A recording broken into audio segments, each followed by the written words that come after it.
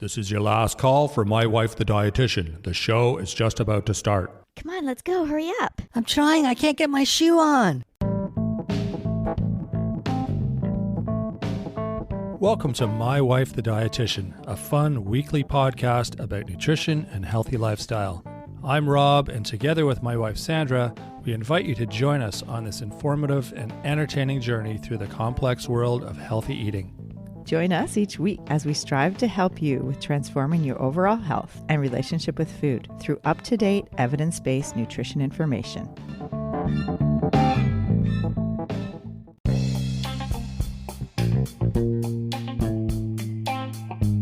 In North America, meal portions are creeping up.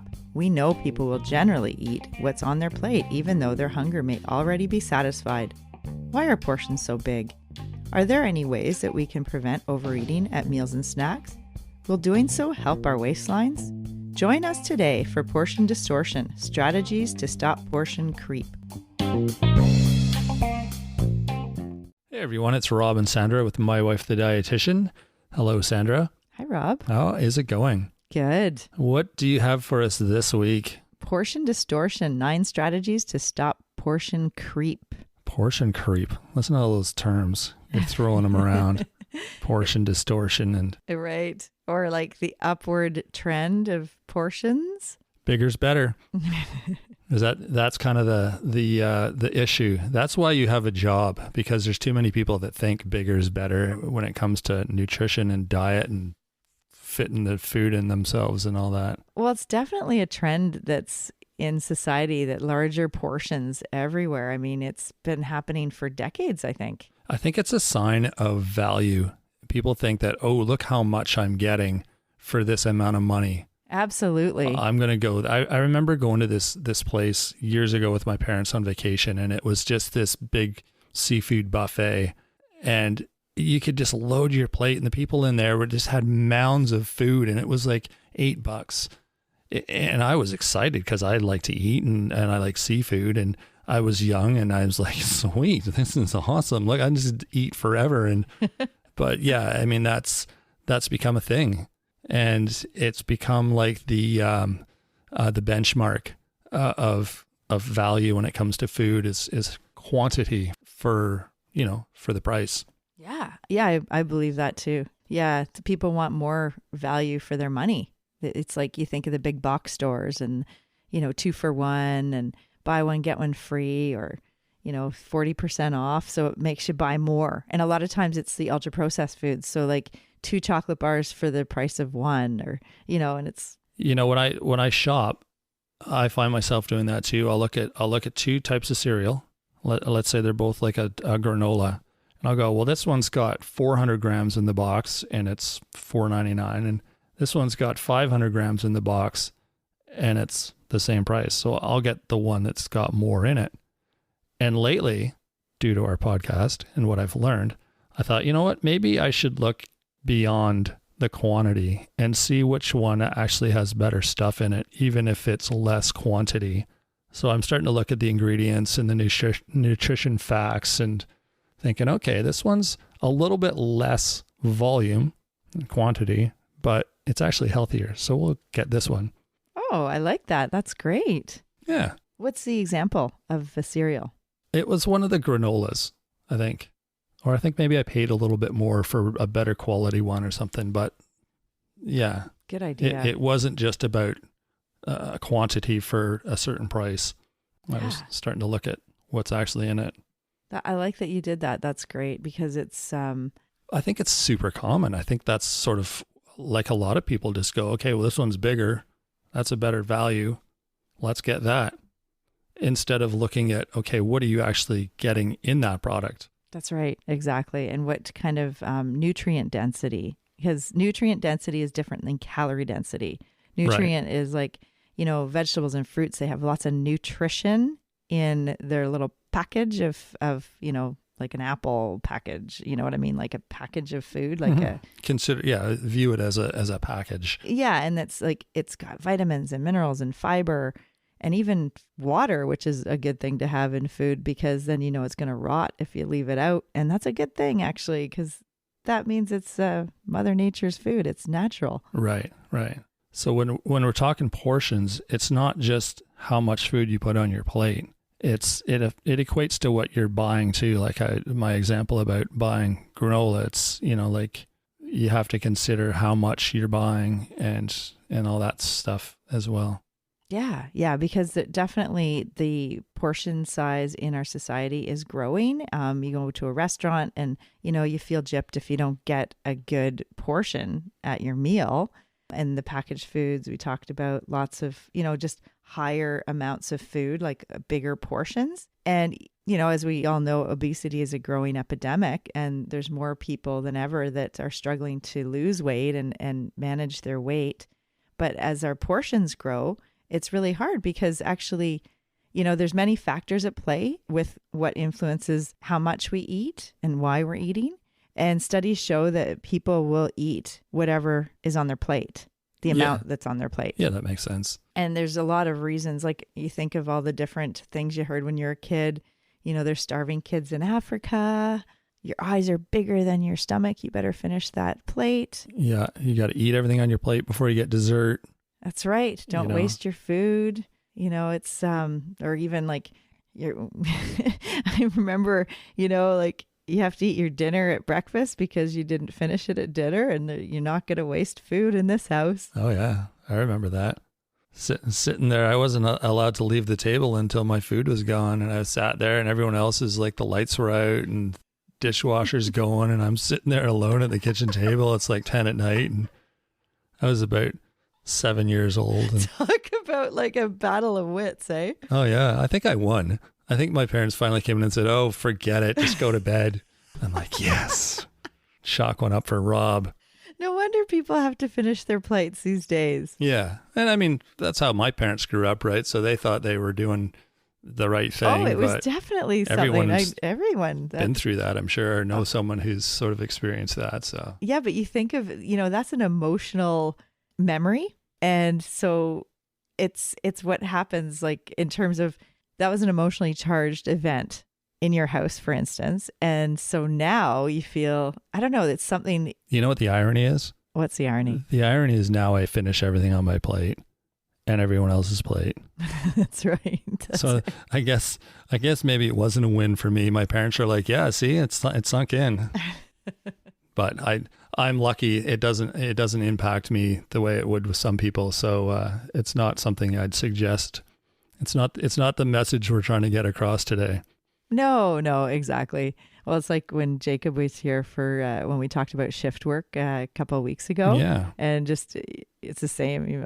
I'll eat anytime, anywhere. I'm always hungry, and both you and him have high metabolisms and can, it's, you don't pay for that. Yeah. We're lucky in that regard, but that's not everybody. So. Yeah. So, I mean, it's interesting. You think of like, if you just look at, the size of plates and bowls and dishes and even cutlery these days compared to our grandmother's dishes. Like if you think of the grandmother's dish, like her, fancy dish of a turkey platter that served the whole family, that's the size of an adult plate. That's these a dinner days. plate. Yeah. And you've done kitchen renovations for people that need their 1940s house renovated because the cupboards are too small to fit their dinner plates. The kitchens are too small to fit all their stuff. Yeah. Like you think of all the cooking related, appliances and storage we need for all of our food related things. And yeah, like the plates themselves don't fit in the cupboards. Well, if the plates are getting bigger and people are finishing what's on their plates, what's happening is people are gaining weight. Exactly. And then you add like the Costco's into it where you can buy like bucket loads of food and, you've got these massive, like you've always got food on hand. Yeah. You never have to sort of wait to go shopping or whatever. You've always got stuff to eat 24/7. Exactly. The accessibility and availability of food is just so different than in the 1800s or, even just 20 years ago. Yeah. Yeah. So how to stop portion creep, or 9 strategies to help control portions. Oh, you've got some strategies. Yeah, I've Okay. got a lot of good strategies, actually. All right. The biggest one is, Use smaller bowls, plates, cutlery. It works. You know, it's funny when I have a bowl of ice cream, sometimes I will intentionally grab a smaller bowl because I don't need a lot. I mean, you don't need like handfuls of ice cream. You just want the taste and Exactly. I think you're learning that from me. I am.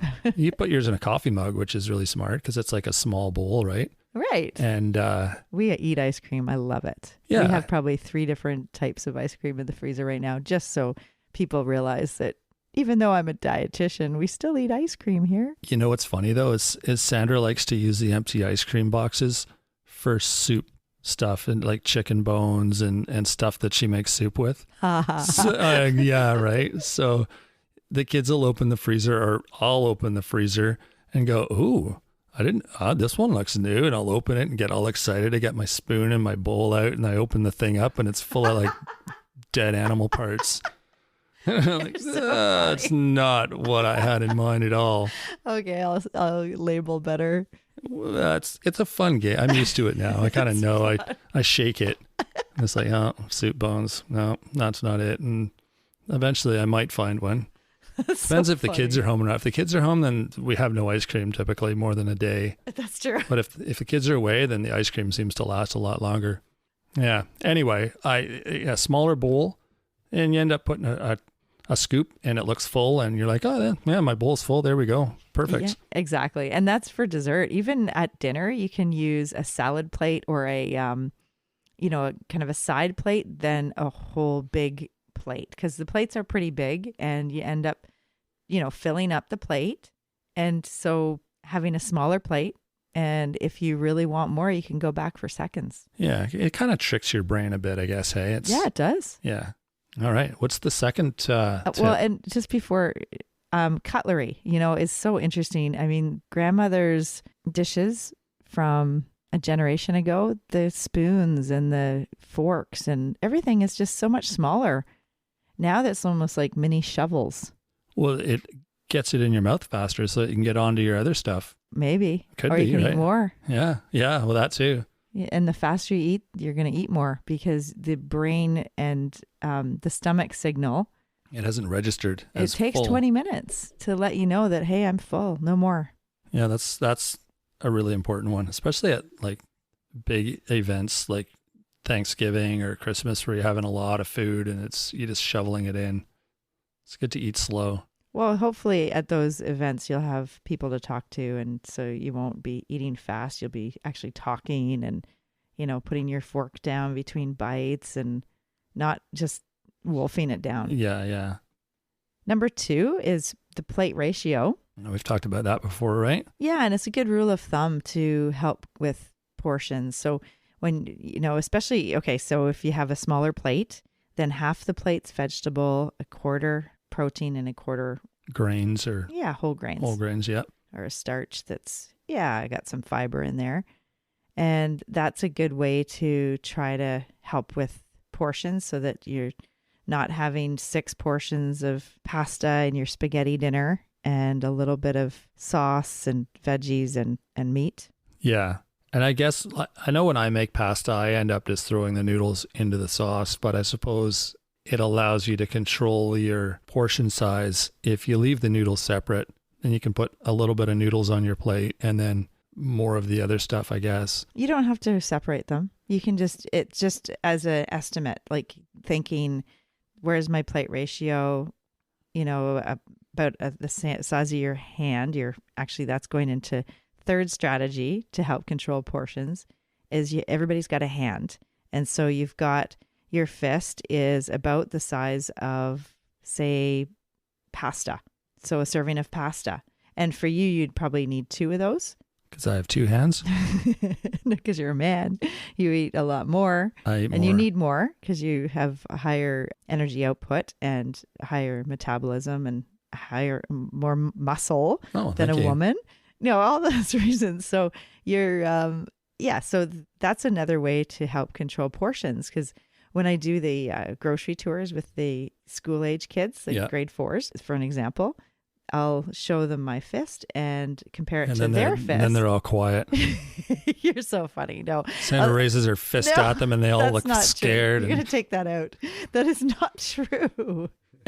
No, I say that everybody's got their hand, and all the kids show me their hand, and then we look at their hand. So a fist is the size of a fruit or vegetable, like a bout, and their fist would be their size that they would eat would be smaller than what I would eat because I'm bigger than them. Right. And the palm of your hand is the size of the piece of meat, chicken, fish, and it's the thickness too of your hand. So that's about the thickness and the size. And that's a good rule of thumb. And actually your thumb, just the little pad there, is for your butter or your added fat, is a good rule of thumb for the added fat that you're putting on your meal. Is that per meal or per day amounts or? Per your meal. Oh, okay. Huh, that's a good one. Yeah, it's great. I mean, it's our fist is about the size of our stomach too. Okay. That's sort of related then. Yeah. So it's just a good rule of thumb in terms of portion size, and it's kind of proportional, right, to the person. Yeah, that makes a lot of sense. The fourth strategy is when you go out to eat. So say you're going out to a restaurant, what do you think you could do to help control portion size? It's about 5 things you can do. Oh, well, I don't even think about that at a restaurant. But like I said, I'm unique in that regard. What can you do? Well, you can choose appropriately, I guess, on the menu. Well, why don't you just tell me? You seem to be, I'm not going to guess. We're going to be here all day. Well, there's a couple ways to do it. If you want to control your portions at a restaurant, you can share your entree with somebody. I don't like to do that. But you share with me that's sometimes. a good I do sometimes. And with their kids. You always take the good bits, so. Not true. And you'll take them even if we're not sharing. I got nachos the other night because I hadn't had nachos forever, and I'm like, nachos. I just got like a small, like single serving mine. See, there you go. You got it. The mine order, right? Not the mine and yours, but the mine order. I didn't eat any. Oh, you took the best piece off the corner. I was saving that. It was all like gooey and cheesy and delicious looking, and you're like, oh, can I just have one? And you pulled that right. I'm like, my jaw dropped. I'm like, are you kidding me? Oh my God, I had no idea. Yeah, Sorry. I'm very protective of my food, but I'm happy to share. I didn't make a scene or anything, but on the inside, I was like, I can't believe you took that one. Wow. Okay. Well, you can have my first bite next time. You know what else you used to do? I just remembered this. When I would make an awesome sandwich, when I used to eat sandwiches a lot, and I'd like, the way I eat, I'm peculiar this way, right? I would take a bite out of the corner and then a bite out of the other corner and leave this like little island in the middle. What's a peninsula, I guess, because it's still attached. So funny. And then that would be awesome, right? Because it's like, there's no crust on it, and it's like this perfect piece. And then Sandra would go, oh, can I have a bite of your sandwich? And she'd come and just hunk that off. And I'd be like, what? You just took the best bit. I just made that, and you took it. Anyway. Oh, I thought that was for me. So sharing works for some people, and it would be good portion control. Sandra's my portion control, it seems. She's like, that's too much for you. I'm going to help you eat that. That's not true. I don't think I do that. No, I'm not the food police. No. Anyway, that's a good tip. So share your food in the restaurant, and then you won't eat as much. Yeah, or you could order a child size or a senior portion. Oh, that's true. Or you could order half portion at a restaurant. Yeah, my parents do that. Yeah. And if you have whatever you've ordered, you could just put half away at the start of the meal, like in a takeout dish, because I do that sometimes, and I think it's a really good strategy too, because then you know that you have a meal for later, your lunch for the next day, or yeah, that's a good strategy. Like I said, it would never work for me, but I'm sure there's other people who have better self-control when it comes to food than I do. So yes. And pizza is like a favorite, and it can be really delicious, but it can also be, really high in calories with all the cheese and the meat, processed and meats, and the white flour, the refined grains. And so there's strategies with pizza, like to just having, thin crust and lots of veggies instead of the meat, and sprinkle the cheese on top instead of having it smothered with like 5 cheese blend or whatever. This is if you're making your own? Well, this is if you're making your own, or if you're at a restaurant, have one slice and a salad so that you're not having a whole pizza And, that's the thing with pizza. It's like everyone dives in and everybody's like, I want 3 pieces. I want 4 or whatever. It's like, how about one piece and a salad? Yeah, there you go. That's more of a balanced, thinking of the plate ratio. I like sharing pizza with those people.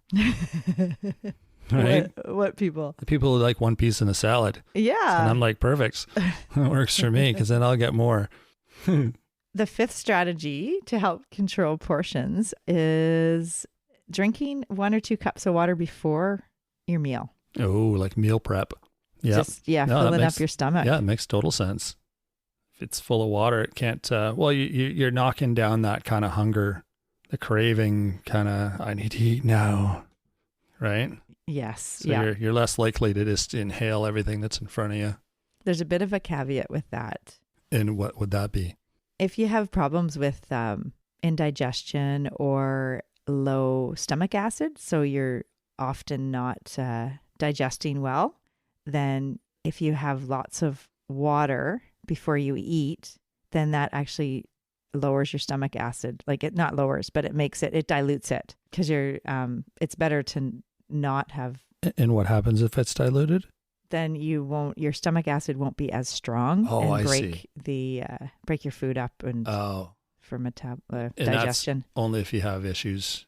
Or does that apply to everybody? Is that what you're saying? No, it doesn't apply to everybody. Okay. Who does it apply to? People that have reflux and indigestion. Okay. Sorry. I knew there was like a name for that group. Actually, we talked about it in episode. Oh, gosh. I'm good at these. Let me think. I want to say about 28. Let's see. Sandra's looking it up right now. It was heartburn, wasn't it? The episode heartburn? Episode 31, Feeling the Burn. It's close. Yeah. So we talked about it there.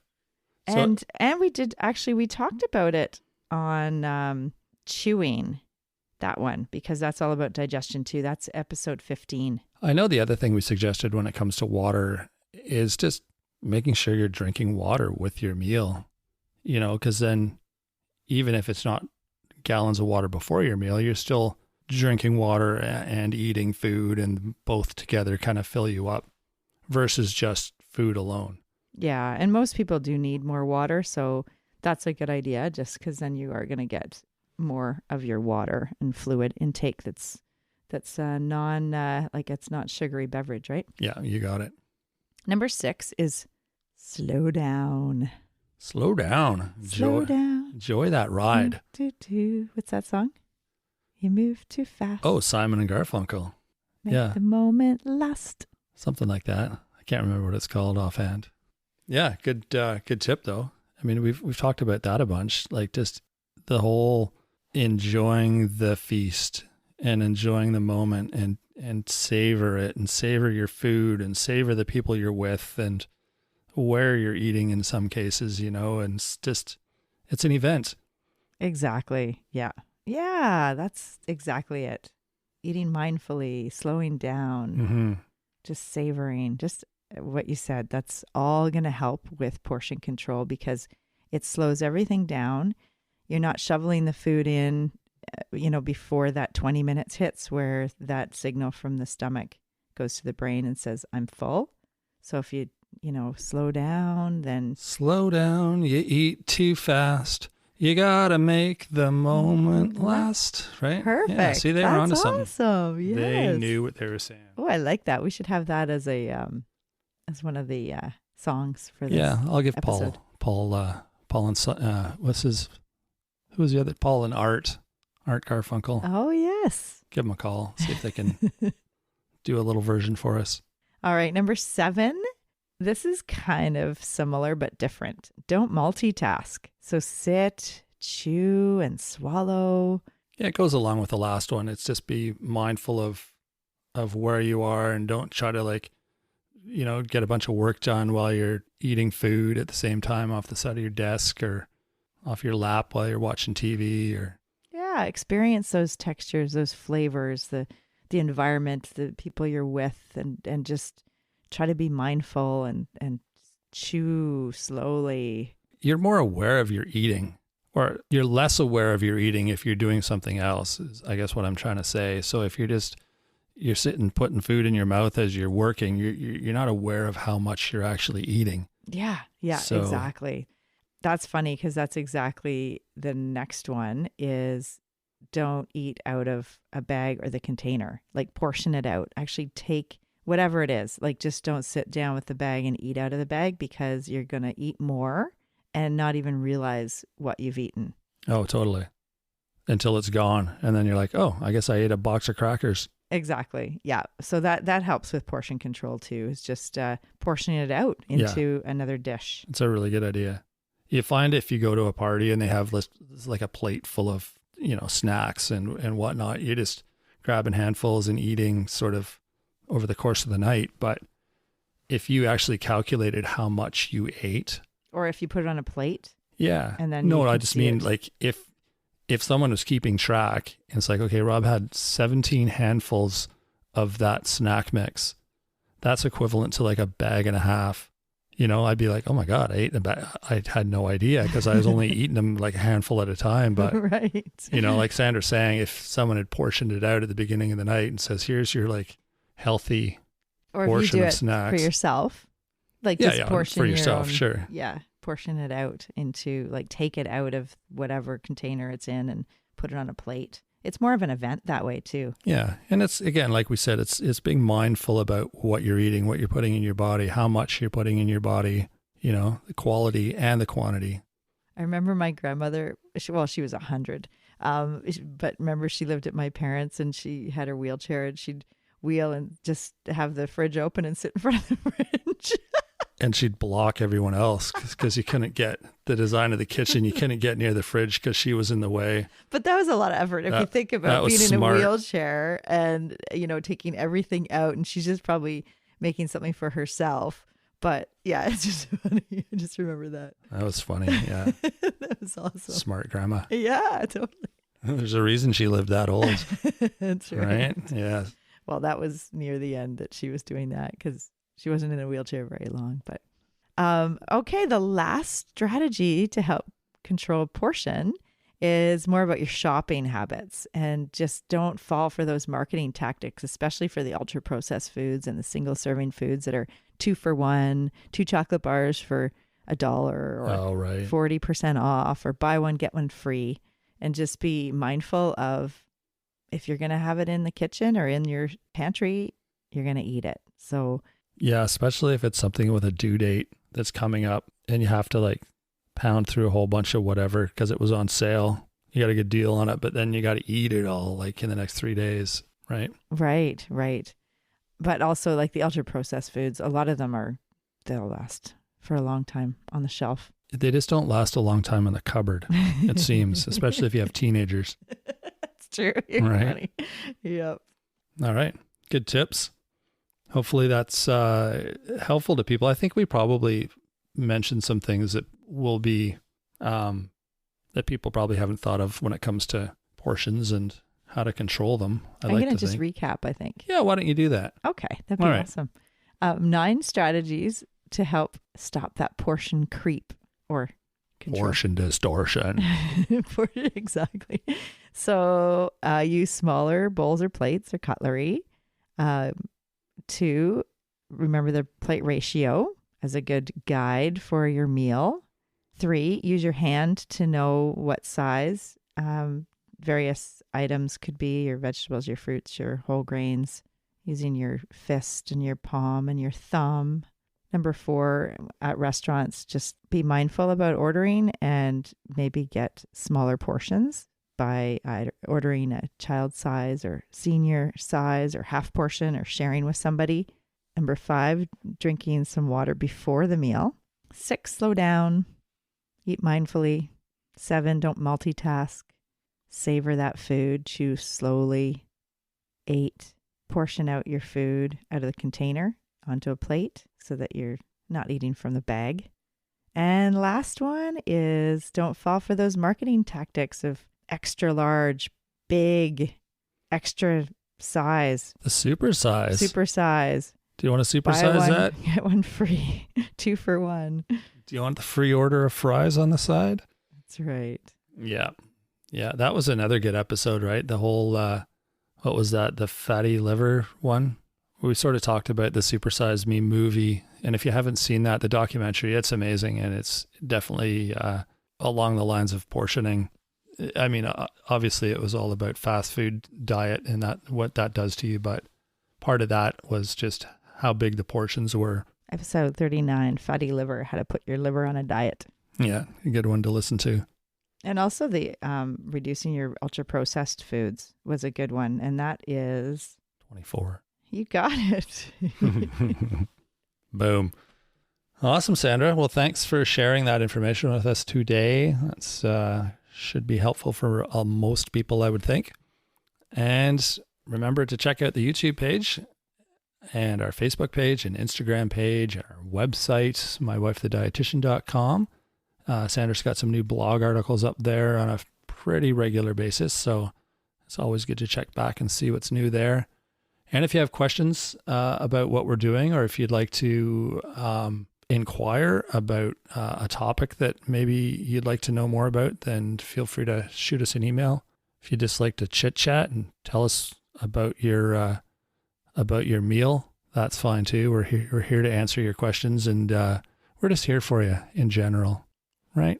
We love any questions you might have, and we'd love to hear from the listeners. Exactly. All right, everyone. Thanks for tuning in. We really appreciate you spending your time with us, and we will look forward to talking to you more on Wednesday with our nutrition nuggets. So until then, have a good week. Bye, Rob. Bye, Sandra. Thanks for joining us today on My Wife the Dietitian. If you like what you heard, don't be shy. Leave us a comment or review, and be sure to share our podcast with your friends. If you'd like to hear more, hit that subscribe button. You can also follow us on our social media pages for updates, episode trailers, and other odds and ends. For more info and links on what we discussed on today's episode, check the show notes. We'll be back next week with another informative and fun-filled episode.